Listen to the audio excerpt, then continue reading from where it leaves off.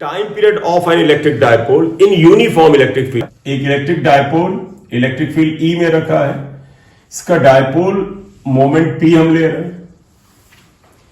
देखो बेटा, इस पे प्लस क्यू चार्ज, इस पे फील्ड के पैरेलल एक फोर्स लगेगा,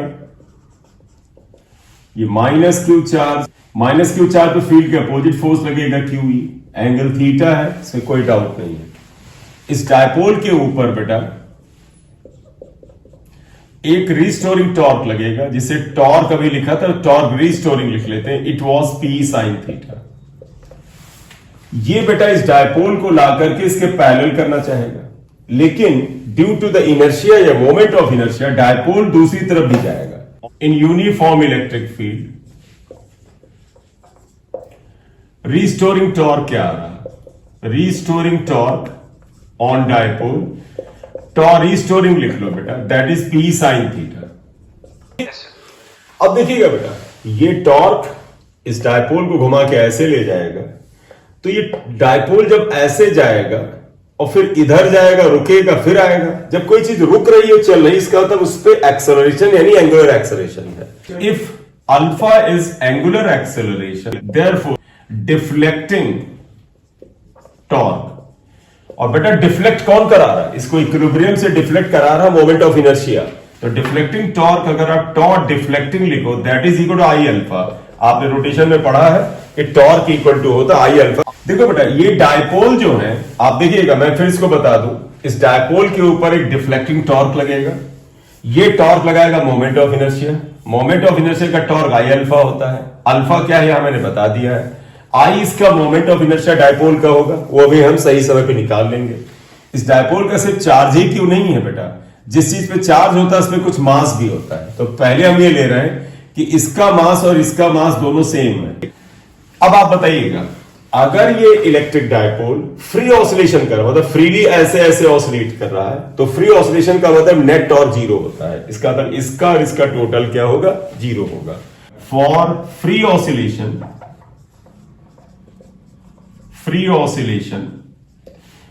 Tor restoring plus torque deflecting equal to zero. इसका मतलब P sine theta plus I alpha equal to zero. यह इसका मतलब ये क्या आएगा, आप देखिएगा यहां पर I alpha equal to minus P sine theta. हम इसे ऐसे लिख रहे हैं, I alpha equal to minus P sine theta को हम थीटा लिख दे रहे हैं। क्यों? क्योंकि थीटा इज स्मॉल है।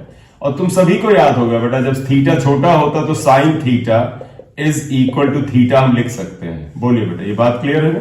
ये वाली चीज बता दीजिए एक बार प्लीज। क्या चीज? सर टॉर्क रिस्टोरिंग और टॉर्क डिफ्लेक्टिंग वाली। नहीं, फ्री ऑसिलेशन तुमने पढ़ा है ना, जब हम लोग एसएचएम पढ़ेंगे तो उसमें आएगा। एक होता है फोर्स ऑसिलेशन, एक फ्री ऑसिलेशन। जब कोई चीज फ्री ऑसिलेशन करता है तो उसमें नेट टॉर्क जीरो होता है। आप कोई पीरियोडिक मोशन देखिए, हमारा जो प्लैनेट अर्थ है वो सन के चारों ओर फ्री रेवोल्यूशन कर रहा है और उसके बाद नेट टॉर्क जीरो है, इसीलिए इनफाइनाइट टाइम तक वो क्या कर रहा है, वो उसका चक्कर काटता जा रहा है। तो फ्री ऑसिलेशन के केस में नेट फोर्स और नेट टॉर्क जीरो होते हैं। नाम से ही क्लियर है, फ्री यानी whatever torque etcetera is working they are internal, इसीलिए दोनों का टोटल क्या हो जाएगा? जीरो हो जाएगा, क्योंकि they are internal torques. Okay sir, ठीक है। ये फोर्स ऑसिलेशन नहीं है बेटा। फ्री ऑसिलेशन मतलब आपने इलेक्ट्रिक फील्ड में रखा, वो खुद ही ऑसिलेट कर रहा है। लेकिन ध्यान रखिएगा, ये आइडियल केस है। असल में तो एयर फ्रिक्शन एक्शन से रुक जाता है, तो वो तो पता है डैम्प्ड ऑसिलेशन हो जाता है। तो फ्री ऑसिलेशन में हम डैम्पिंग की बात नहीं करते हैं, रियल में डैम्प्ड ऑसिलेशन होते हैं, तो उसमें ऐसा केस नहीं लगाते हैं। ठीक है, चले आगे। Yes sir. चलिएगा, अब तुम लोगों ने जिन्होंने एसएचएम पढ़ा है सभी को ध्यान होगा, अगर किसी भी कंडीशन को सिंपल हार्मोनिक मोशन प्रूव करना होता है तो हम लोग ये प्रूव करते थे कि acceleration is directly proportional to displacement. जो लोग नए हैं उन्हें ना ध्यान हो तो चैप्टर अगला आ जाएगा इसी वीक में, उसमें पढ़ लेंगे। एक्सेलरेशन अगर डिस्प्लेसमेंट के डायरेक्टली प्रोपोर्शन में है तो एसएचएम की कंडीशन है। और रोटेशनल एसएचएम हो तो उसमें एक्सेलरेशन की जगह एंगुलर एक्सेलरेशन और डिस्प्लेसमेंट की जगह एंगुलर डिस्प्लेसमेंट। तो देखिएगा यहां पर हम अल्फा निकालेंगे, alpha equal to minus P by I होता है और थीटा आता है। आप गौर से देखिए, ये इसको इक्वेशन x1 लिख रहे हैं, आप लिखोगे कंपेयरिंग विथ जिन्होंने पढ़ रखा है एसएचएम उन्हें ध्यान होगा, जिन्होंने नहीं पढ़ा वो भी ध्यान रखें। अल्फा का फार्मूला बेटा माइनस ओमेगा स्क्वायर थीटा आता है, हम इससे कंपेयर करेंगे। गौर से देखें, अल्फा की जगह अल्फा, थीटा की जगह थीटा, और ओमेगा जो खुद अपने आप में कांस्टेंट होता है उसकी जगह ये आ रहा है, और ये कांस्टेंट है। इलेक्ट्रिक डायपोल मोमेंट एक डायपोल का constant, electric field constant, MI भी इसका कांस्टेंट है। तो आप इन दोनों को कंपेयर करें तो कह सकते हो कि omega square is actually this and therefore it will be constant. Therefore क्या लिखोगे, P upon I is equal to omega square is constant. इसे भी एक इक्वेशन लिख देना, इस इक्वेशन को हम इक्वेशन x3 लिख देते हैं। देयरफॉर आ जाइएगा, फिर से ध्यान से देखिएगा। Therefore equation x1 can be written as, देखो बेटा ये वैल्यू कांस्टेंट हो गई, तो therefore alpha is proportional to minus theta. बोले ये बात क्लियर? यस। चलिए, तो इसका क्या लबोलाब निकला? जो लोग नए हो वो भी लोग ध्यान रखें। Angular acceleration is directly proportional to displacement and negative sign shows that acceleration is opposite to displacement, hence it is SHM. तो आप सीधे यहां लिखोगे hence it is SHM. SHM का मतलब सिंपल हार्मोनिक मोशन। इतना लिख लो, हमारा पर्पस तो टाइम पीरियड निकालना है। ये पोर्शन नोट कर लिया, ये इक्वेशन 1 और 2 तक। Yes sir. ठीक ठीक। असल में कंपटीशन में होता क्या है, अगर किसी तरह का क्वेश्चन हमने प्रैक्टिस नहीं कर रखा है, टाइप ऑफ क्वेश्चन, तो फिर वो इम्तिहान में फिर मुश्किल कर जाएगा। मतलब अगर आपको डेरिवेशन आता है तो कोई भी क्वेश्चन जो इससे रिलेटेड होगा, अगर आपने इसे सॉल्व नहीं किया है पहले तो नया नहीं लगेगा, तब आप कर ले जाओगे। लेकिन जिनको लगता है कि सर इतना टाइम हमारे पास नहीं है, तो फाइनल रिजल्ट पे काम करेंगे, अभी आ रहा है। इसका मोशन एसएचएम होगा, हमने साबित कर दिया। तुम सभी को ध्यान होना चाहिए, टाइम पीरियड निकालने के लिए हम हमेशा ओमेगा ढूंढते हैं, और अगर गौर से देखो इक्वेशन x3 में ओमेगा आ चुका है। तो अगला पर्पस हमारा टाइम पीरियड पता करना है। टाइम पीरियड t लिखो, from equation x3 omega square equal to P upon I, therefore omega equal to under root P upon I. Omega 2 pi upon T होता है under root P upon I, और बेटा therefore T equal to बेटा 2 pi under root I upon P. ये formula आपको, चाहे आप पूरा डेरिवेशन भी कर लेते हो या चाहे ना कर पाते हो, सभी को ये फार्मूला ध्यान होना चाहिए। क्यों? क्योंकि जब इसका इस्तेमाल आए तो डायरेक्ट लगाइए, इसको निकालने की आवश्यकता नहीं है। Yes sir. इसे ध्यान रखना है। तो ये फार्मूला मैंने मान लिया कि आपको याद है। अब हम यहां दो केस ले सकते हैं, दोनों बड़े इंपॉर्टेंट है। पहला तो मन में आएगा सर इलेक्ट्रिक फील्ड तो नोन है, ठीक है, पी हम निकाल सकते हैं क्योंकि Q इंटू क्या होता है बेटा, Q इंटू 2L होता है, और I भी निकाल सकते हैं क्योंकि मोमेंट ऑफ इनर्शिया भी हमें निकालना आता है। तो पहला केस इसमें हम लेंगे, इफ बोथ चार्ज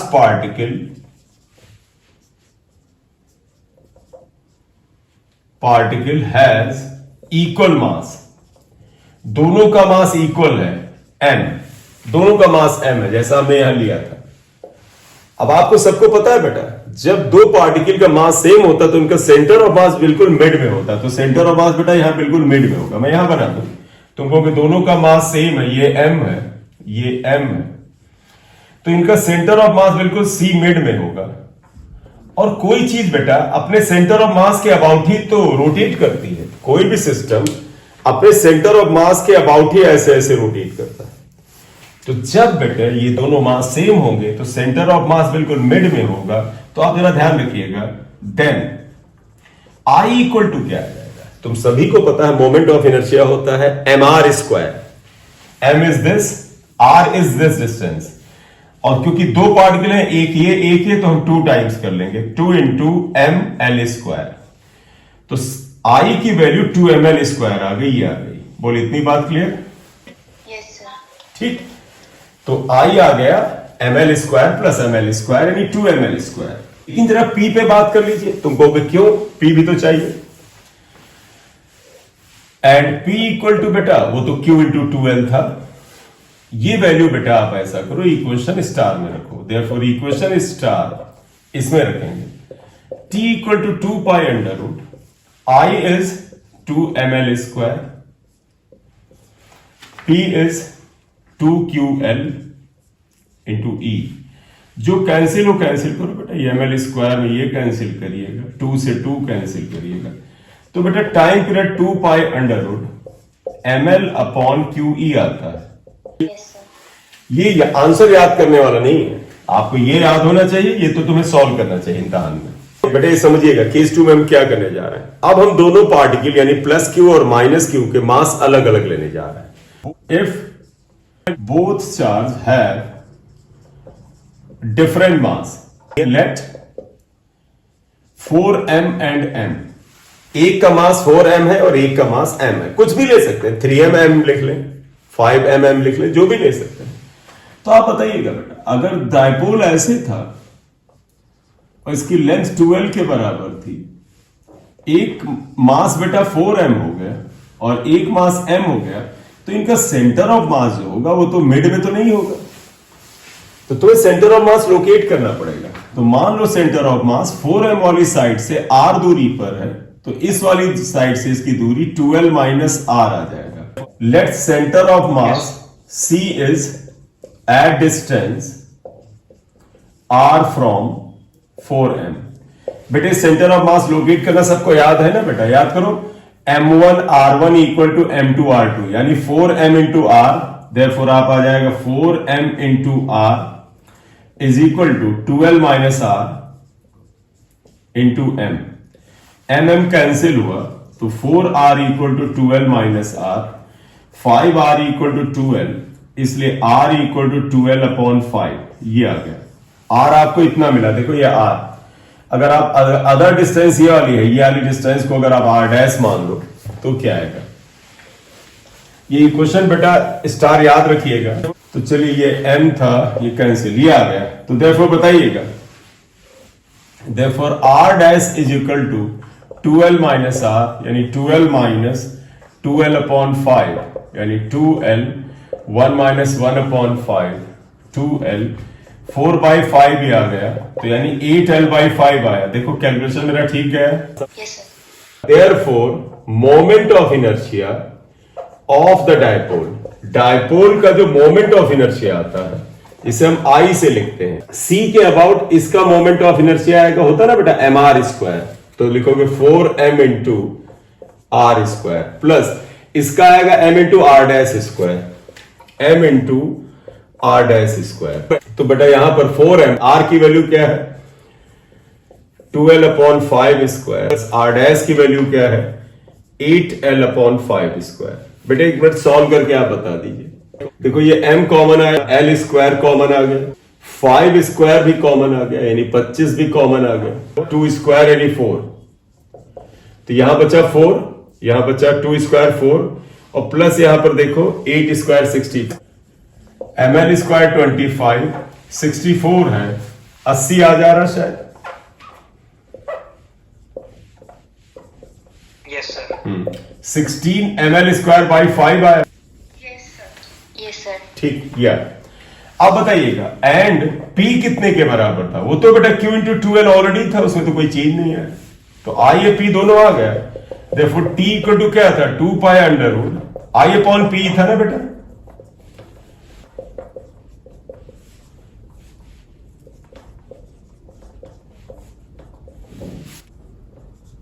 तो इसमें से ऐसा करते हैं 16 निकाल लेते हैं बाहर, 4 कर लेते हैं, तो देखो t इक्वल टू 2 पाई, 16 बाहर निकाला 4 आ गया, l स्क्वायर को अंदर ही रख के कैंसिल कर लो बेटा, तो आप देखो 8 pi under root ml upon 10q e भी है। सर 2 कैंसिल कर ले तो ज्यादा सही नहीं रहेगा, 2 से 16 तो रूट 8 हो जाएगा, रूट 8 से 2 अंदर रह जाएगा। अच्छा हो गया, बस आंसर चेक कर लो बेटा, आप लोग देखिए आ जाएगा। Yes sir. जब हम लोग अगले टर्म पे मिलेंगे बेटा, electric field due to a charge ring, और फिर रिंग से रिलेटेड बहुत से केसेस बनते हैं जो काफी इंपॉर्टेंट हैं, और फिर एक यूनिफॉर्म रॉड। चले बेटा, तो अभी वाइंड अप करते हैं, नेक्स्ट टर्म पे क्या करेंगे मैंने आपको ब्रीफ किया। Yes, sir. Okay, sir. ठीक है बेटा, वाइंड अप करते हैं, bye bye, good night, good night, Goodbye, sir. Good night, good night, good night. Thank you very much for watching the video. अगर आप इस चैनल पे पहली बार आए हैं तो सब्सक्राइब कर लीजिए, और अगर वीडियो देख रहे हैं तो लाइक भी कर दिया करिए, और थोड़ा सा व्यूज को बढ़ाने में मदद करें। Thank you.